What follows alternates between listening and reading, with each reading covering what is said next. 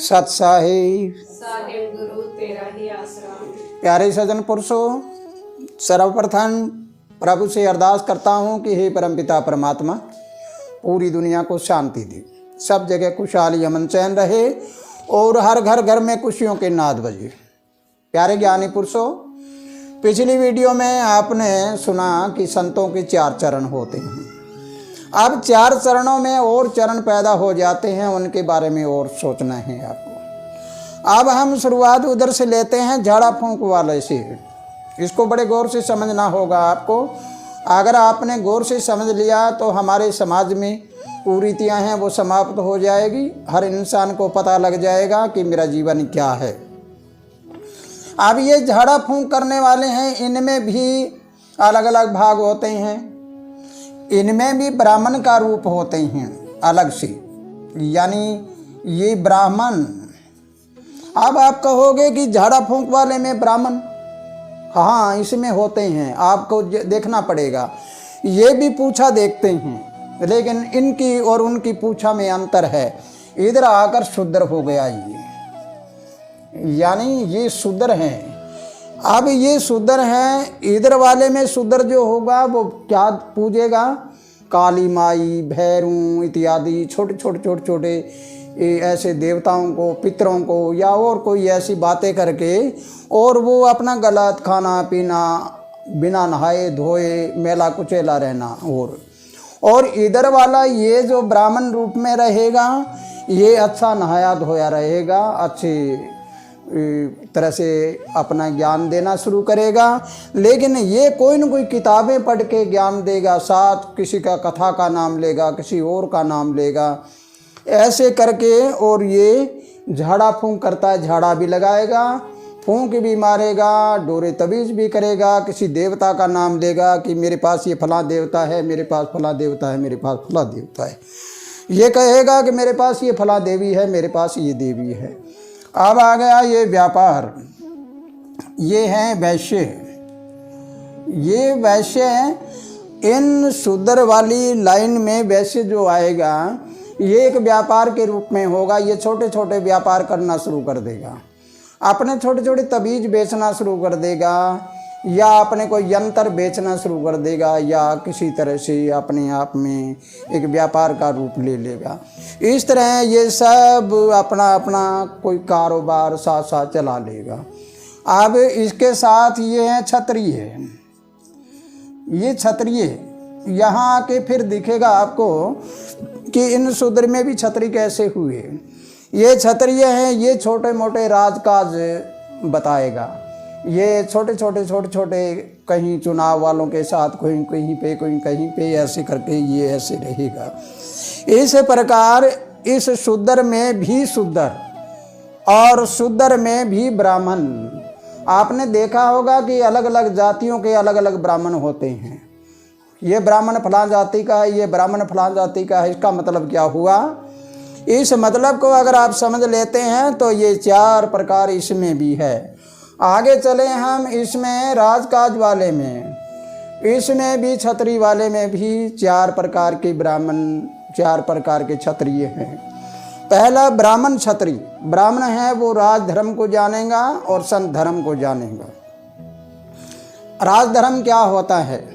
राजगद्दी पर जब बैठ जाता है तो उसके लिए अपना पराया नहीं होता, सारी दुनिया उसके लिए अपना होता है। अगर राजा की गद्दी पर बैठा है और बैठने के बाद उसका अपना कोई रिश्तेदार हो, कोई प्यारा हो, कारोबार का हो, कोई घरेलू रिलेशन में हो, अगर वो कोई जुर्म कर देता है तो उस समय उसकी कलम उसके ऊपर सज़ा के लिए ही चलेगी। यानी वो अपना पराया नहीं करेगा, ये नहीं करेगा कि ये मेरा है मैं इसको माफ़ कर दूँ। वो बिल्कुल अपना राज धर्म निभाएगा। और संत हैं वो अपना संत धर्म निभाएगा।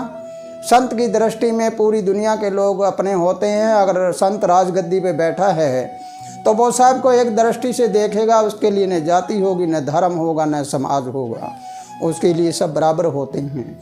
ऐसी विचारधारा के जो होते हैं वो क्षत्रिय।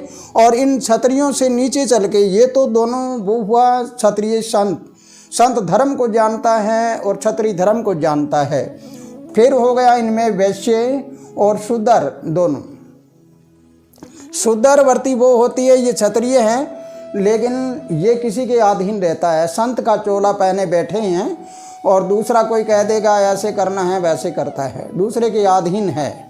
न इनको खुद का पता होता है कि मैं संत हूँ और न पता होता है कि मैं एक राजगद्दी पर हूँ, कोई मंत्री हूँ या मैं कैसे हूँ, उसका नहीं। दूसरों ने कह दिया कि ऐसे करना है वैसे कर दिया। एक को कहेगा इसको सज़ा दे दो, एक को कहेगा इसको छोड़ दो। अपना और पराया करता है। ऐसे अपना पराया करने वाले के उसको पता नहीं होता कि मैं हूँ कौन और क्या है, मेरा धर्म क्या है। ये संत धर्म नहीं होता और न ही ये राज धर्म होता। इसी प्रकार अगर हम इन सारे वर्णों को देखते हैं तो इन क्षत्रिय वर्णों में जो संत हैं वो राजगति पे बैठे हैं, वो संत धर्म और संत धर्म जानते हैं, तो वो सबसे उच्च कोटि का क्षत्रिय है। और नहीं तो उसमें भी शुद्धरवर्ती आ जाती है। शुद्ध रूप होता है उसका, जो किसी को अपना कहेगा, किसी को पराया कहेगा, किसी को सजा दिला देगा, किसी को छुड़वा देगा, किसी के मार काट करवा देगा, किसी के कुछ करवा देगा।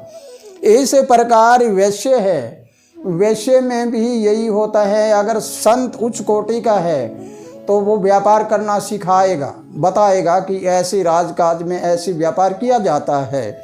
और अगर क्षत्रिय उच्च कोटि का है तो वो सिखाएगा कि ऐसे व्यापार करके ऐसे रक्षा की जाती है इसकी, तो वो सब अपने नियम उनको सिखाएगा कि ऐसे नियम होने चाहिए। ठीक इसी प्रकार वैश्य के हैं, वैश्य के भी 4 भाग होते हैं। इन चारों भागों को देखें तो वैश्य का अपना धर्म होता है, व्यापारी का अपना व्यापार धर्म होता है, और उस धर्म में भी 4 धर्म होते हैं, 4 गुण होते हैं। इस प्रकार ब्राह्मण है, ब्राह्मण में भी ये 4 प्रकार होते हैं। एक पूरे वेदों का जानकार होता है, एक कुछ थोड़ी सी बातें जानता है, एक कोई कथा करता है, कोई संगीत गाता है, कोई किसी तरह करता है। इस प्रकार अलग अलग ये ब्राह्मण बटे हुए होते हैं। तो मेरे प्यारे ज्ञानी पुरुषों, अगर आपने ये बात पूरी तरह से समझ ली है तो संतों के विभाग आपने जाने और संतों के मत आपने जाने और क्षत्रिय ब्राह्मण वैश्य शूद्र क्या होते हैं इनके बारे में जाना, तो अब तुम्हें पहचानना है अपने आप को कि तुम कौन हो। अगर तुमने ये पहचान लिया कि हम ये ऊपर वाले हैं या हम ये नीचे वाले हैं, तो तुम्हें पता लगेगा कि हम शूद्रों में शूद्र हैं या हम ब्राह्मणों में ब्राह्मण हैं या हम वैश्यों में वैश्य हैं या क्षत्रियों में क्षत्रिय हैं, हम कौन हैं, इसके बारे में हमें पूरा पता लग जाएगा। तो प्यारे ज्ञानी पुरुषों, अगर मेरी बात आपको समझ आई है तो इसको बड़े गौर से समझना, बार बार सुनना और ज़्यादा से ज़्यादा इस वीडियो को शेयर करना ताकि लोगों को ज़्यादा ज्ञान हो जाए और ज्ञान होने के बाद अपने पैरों पे खड़ा हो जाए। मैं प्रभावित करने के लिए नहीं बल्कि आपको प्रकाशित करने के लिए आया हूँ। आप प्रकाशित हो जाओ और अपने पैरों पे खड़े हो जाओ और अगली वीडियो का इंतज़ार करिए। इसी के साथ खुशहाल रहो, आनंद करते रहो। सत साहेब। साहेब गुरु तेरा ही